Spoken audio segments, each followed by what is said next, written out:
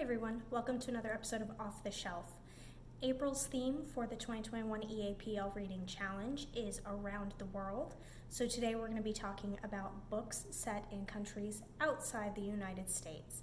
Remember a few months ago I talked about books being both windows and mirrors? These books are definitely windows.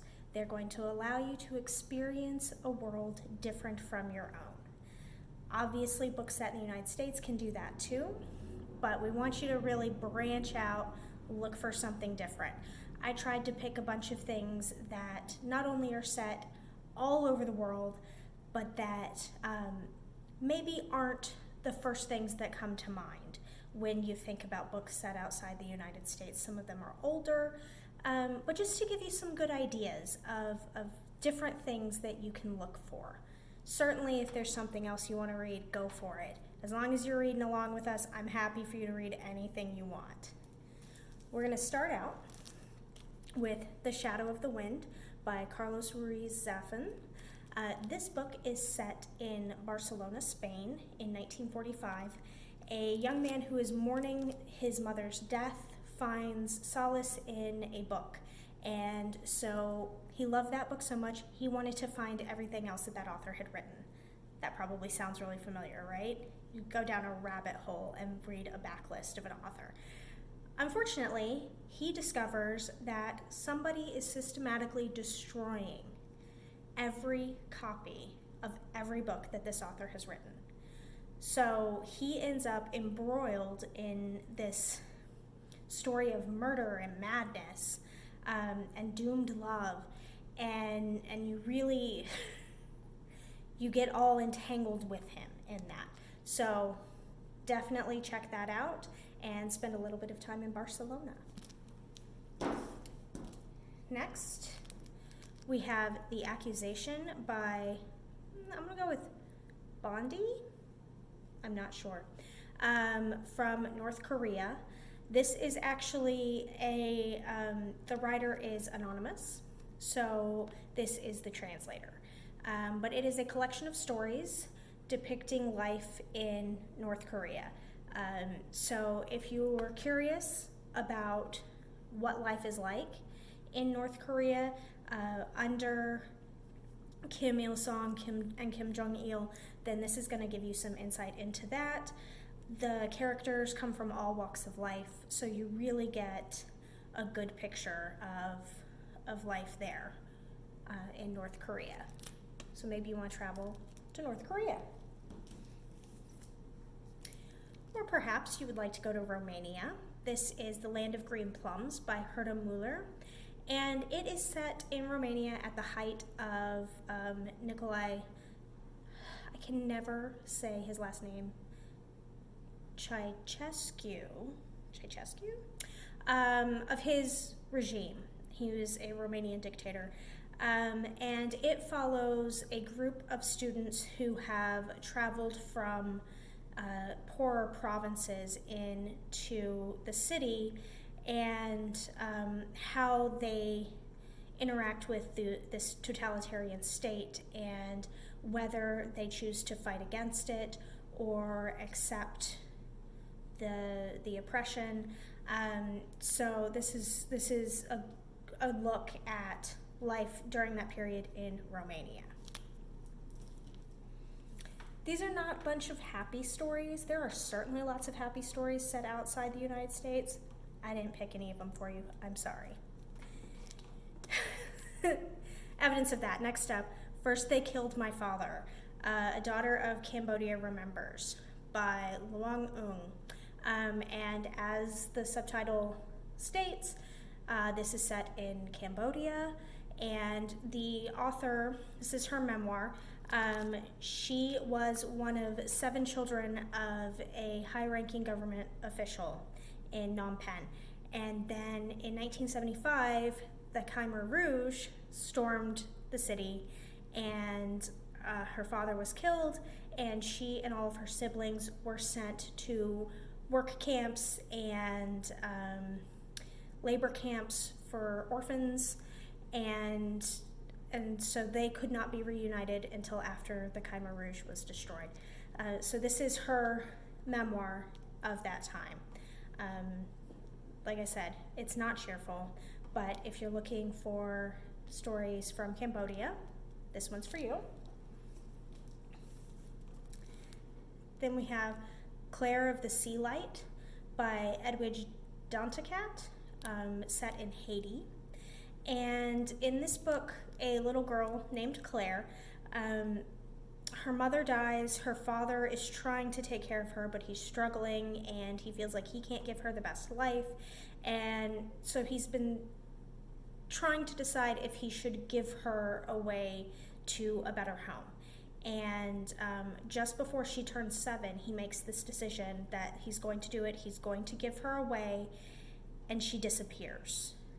So there's a lot of drama, obviously, as a result of that. There's a lot of secrets that come to light.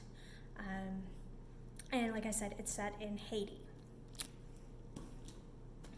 And we have this massive book here, The Luminaries by Eleanor Catton, set in New Zealand in 1866. And the main character decides he's going to go out to the New Zealand goldfields and make his fortune. Unfortunately, there's a lot of nasty stuff out in the goldfields. And he comes across a gathering of men who have come together to discuss a bunch of sort of sinister incidents. A wealthy man has vanished, prostitute has tried to kill herself, a fortune was discovered in the home of a luckless drunk.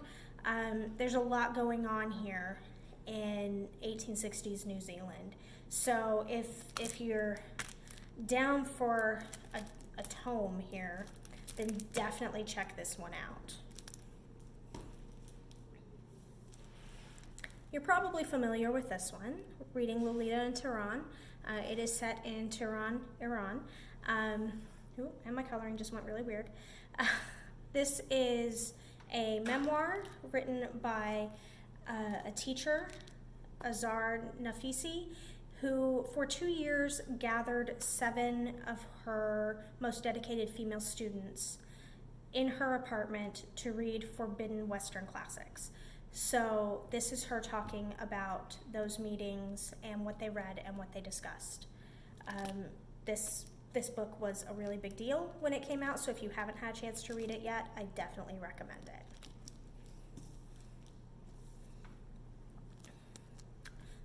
This is The Boy Who Harnessed the Wind by William Kamkwamba.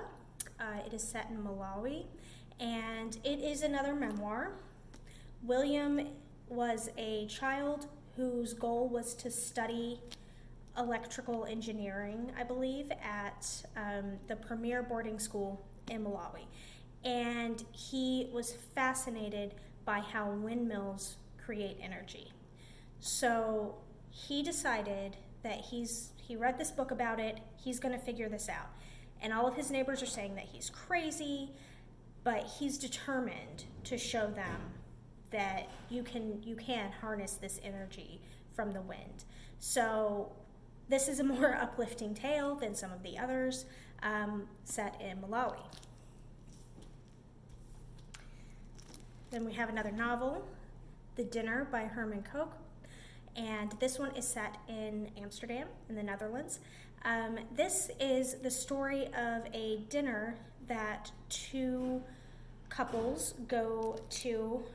They have dinner together at a restaurant. Over the course of this meal, they're discussing all manner of things, from the really sort of surface level to the stuff that brought them there for real. They both have 15-year-old sons who are responsible to an extent for a tragic event, a horrific event. And so over this dinner and their discussion, you learn about these events that have unfolded and the lengths that these people are willing to go to protect the people that they love. So like I said, this one's set in the Netherlands. This is another nonfiction here, The Day the World Came to Town, 9/11 in Gander, Newfoundland by Jim DeFede. And this one is set in Gander, Newfoundland, Canada.